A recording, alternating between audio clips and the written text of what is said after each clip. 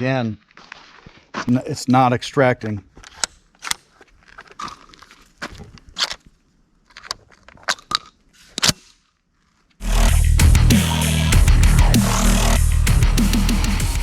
Brothers and sisters, friends and family, today you will witness the beginning of a series that has been fueled by many a keyboard ninja and tactical guru alike, on which is the better of these two particular semi-auto shotguns, the Tavor TS-12 and the Beretta 1301 TAC. The 1301 Tactical started seeing daylight around 2014 and was quickly adopted by the civilian market and police departments as another option alongside of Benelli for quality semi-auto shotguns. The Tavor TS-12 made the scene in 2018, and its unique appearance and design made people stand up and take notice. In 2020, with its ridiculous Chicken Little gun market fiasco, it was the best-selling semi-auto shotgun on Gunbroker. However, I have noticed that there are very few outlets for training and such. I believe it is because people are so used to the old school boomstick design, they have not fully taken the time to wrap their heads around the benefits of its features and ergonomics, leaving the TS-12 in the novelty and collector camp. Gun tubers saying that the 1301 is the best semi-auto shotgun for the money sparked me to challenge that claim, or at least discover that I am totally wrong. Even though I've spent a lot of time figuring out how to operate this thing, I am by no means 100% attached to it. If this is proved unreliable within reason and substandard tactically for my purposes, I will not hesitate to pass the crown on. Let the games begin. I am by no means affiliated with IWI or Beretta. That's pretty obvious with as much exposure I have with the YouTube channel. My ask to you is, if you find this informative at all, go ahead and apply 0.002 pounds of pressure to that like button and subscribe and pass it on and get this out to other folks. So this is the Beretta 1301 Tactical LE model. This is basically straight out of the box to the range. So I didn't do anything. I got in there and it seemed to be lubed up all right. So it's basically from the box to the range. All I did was add this AIMS, AEMS Hollow Sun red dot on here. IWI, Tavor, TS-12, out of the box. It didn't do anything to it. It was all lubed up from the factory, ready to go. However, I did do a cylinder choke in here, just because the 1301 didn't have a choke. So it's a cylinder bore against a cylinder bore throughout this whole process. All I did was add the trusty AMG UH1 version 2 that I got off the other TS-12, and I did not do any of the cool juju I've done with the other gun. So this is out of the box to the range and into the ring, baby. All right, so here we're going to do a bill drill, very similar to the one we did with the X95 versus the AR-15. If you haven't seen that video series, go ahead and check that out. I'll put a link. However, on this one, we're going to start out with the 25 and the 7 only.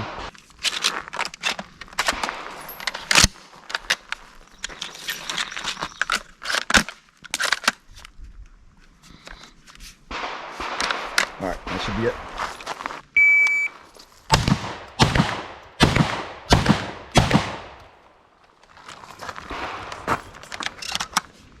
Wow.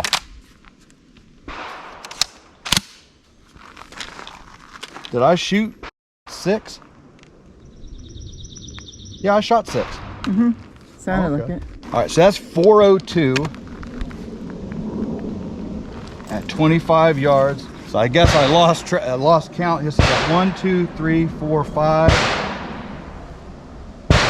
It counted 6 shots.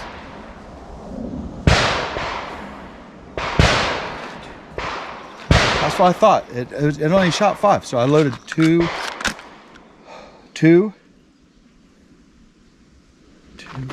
What we got here? 1, 2, 3, 4, 5. These two are. What I did, I miscounted. So I'm a boob. And that's for everybody to see. So at 0.5 down, so this would be 1 second down. So 402 plus 1 second, 502. All right, so on that next run that we do with the 1301, we'll only shoot 5 and see how that goes. Beretta 1301, 25 yards. I'm going to shoot 5 from this distance. Let me load this guy up here.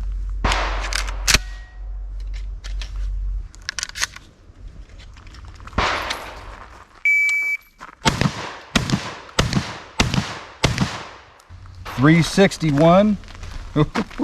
Oh golly. We got 1, 2, 3, 4, and an A the hard way. 5. All within this. That worked out pretty good.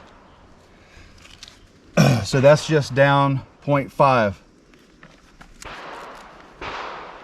for the 1301. Oh, it's not looking good for the TS-12.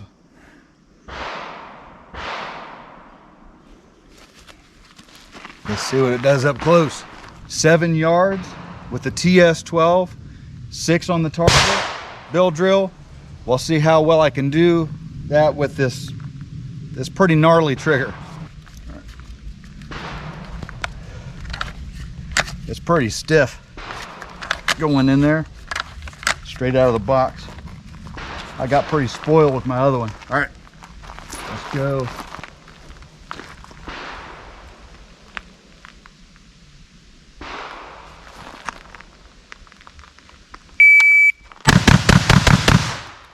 So bill drill with slugs, 190, 7 yards. So that's a 0.5 on that. So now we'll see how well that blink system works. Rapid fire up close where you can just tear it up.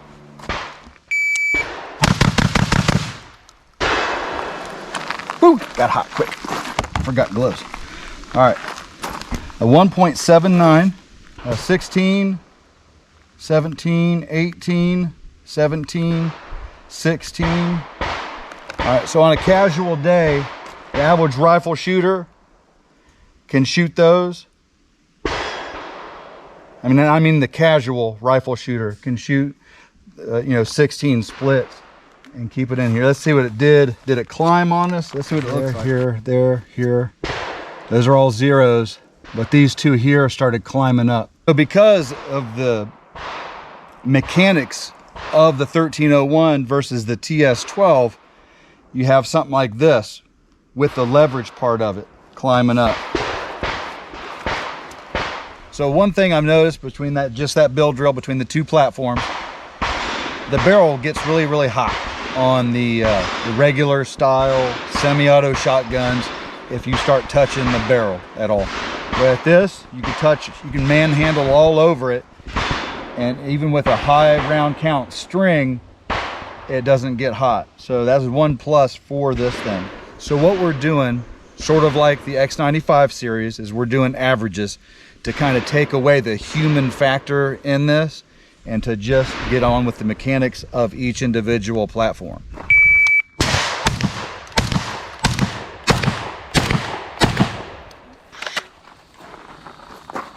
Boy, that's gassy.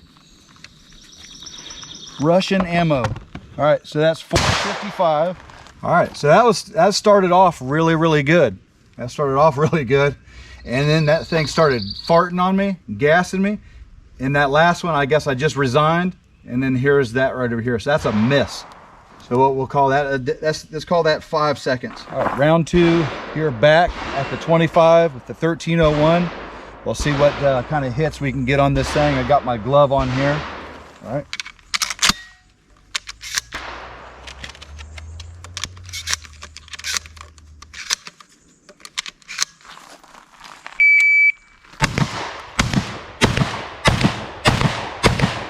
So those things pretty stout with this particular shotgun. 0, 1, 2, 3.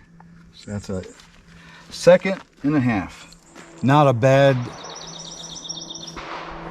string of fire, as it's vertically done, so I'm not influencing it left or right, which for the shooter means all you got to do is just be a little bit more aggressive with your stance, and it should come right back down further instead of kind of climbing. Second go around at the 7-yard bill drill. So down 1.5 seconds. Good golly, that was ugly. I have a feeling that this is going to smoke the TS-12.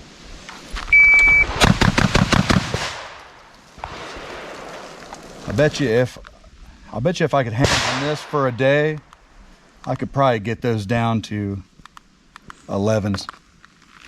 All right, so with those darn wads of flying, they're usually pretty close to the target. So that's probably down 2.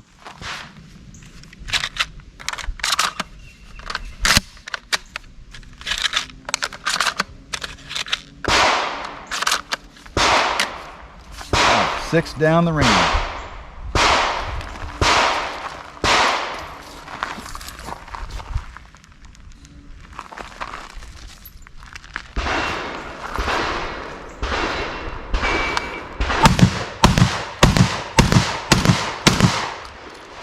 .385 on the last round, stayed pretty much right here.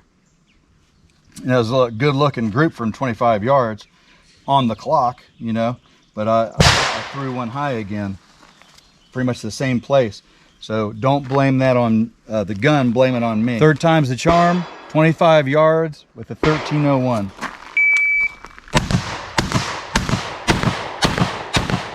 .382. And that would be a second, 2 seconds. All right, third chance at 7 yards with the TS-12.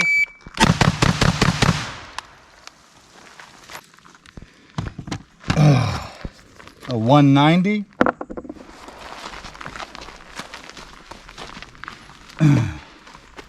My stance was off too. 1, 2, 3, 4, 5.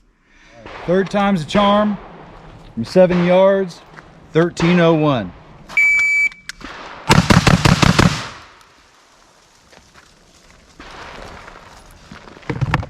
Whoa! All right, I had a terrible.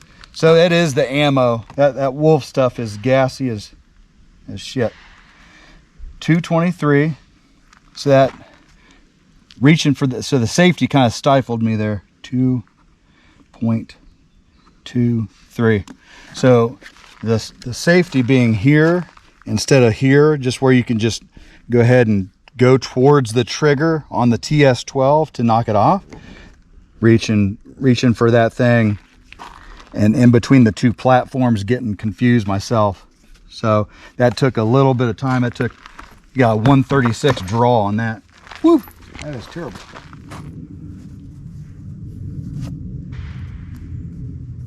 So I'd say 2, 3 down.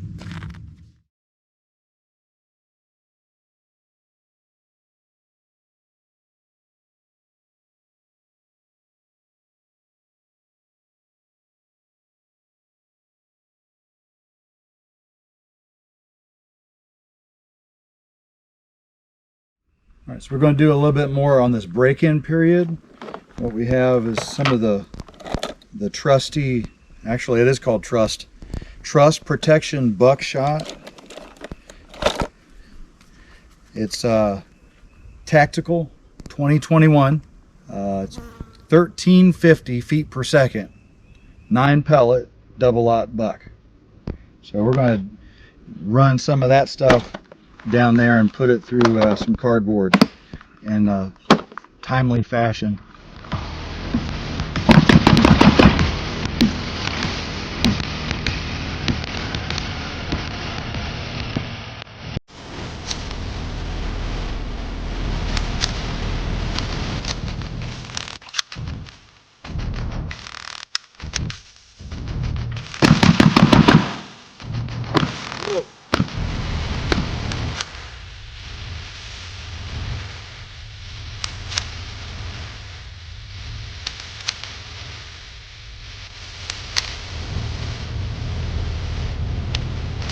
This thing is fast, especially, you know, with something not knocking you around.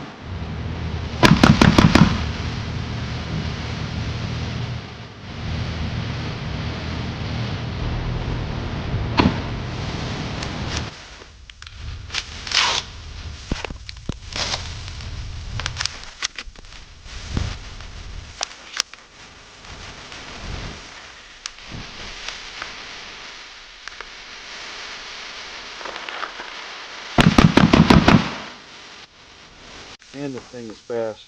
This dog eats.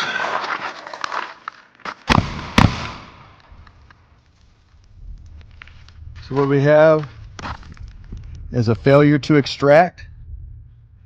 Okay. I'm going to hold it open. So you got the fish hook.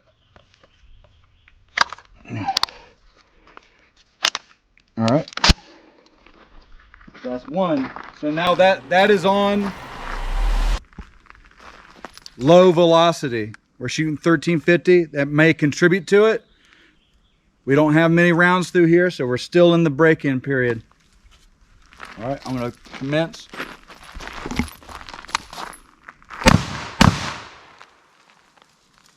All right, same thing.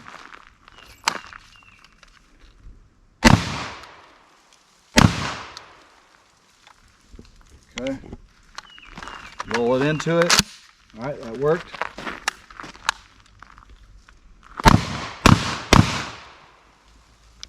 All right, same thing. So what I'm gonna do is change the gas system.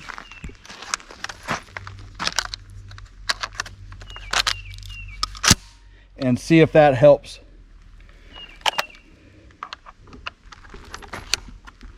So I'm changing the gas system on here.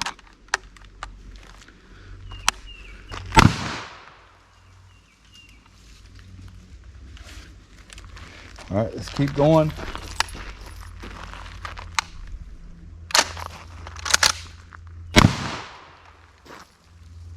All right, same thing. So, what we're finding out is what the gun likes and don't like. And at this point, it's 12 gauge. You know who does like buckshot? Mr. 1301 likes buckshot. Now, throughout the course of this series, you know, one might come out on top when it's just all out shootability. But I'm not going to say who. But in other areas where you want an all-around good shotgun, good combat shotgun that fits the bills of everything that you want it to do, some of the stats might not be as high as you would like in some areas, but it's just overall it's superior. We're going to find out what that is. So I'm pretty familiar with the TS-12. I'm actually pretty familiar with regular shotguns too. But overall, what I found out is the ergonomics of this should come out on top. The speed of this blink system is pretty darn fast, and it's pretty darn reliable. There is a break-in period on the TS-12, I know that, and then once we start getting through that, then we have a fair assessment of what is just, hey, this thing is not reliable at all.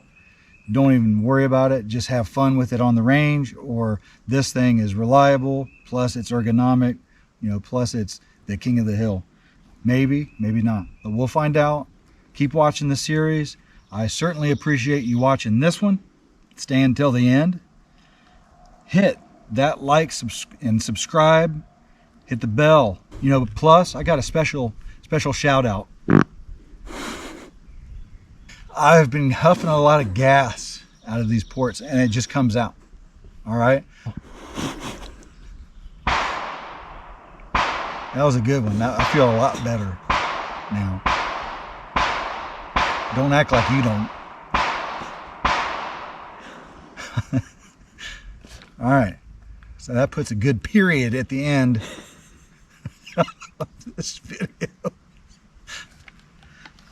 Take that shit.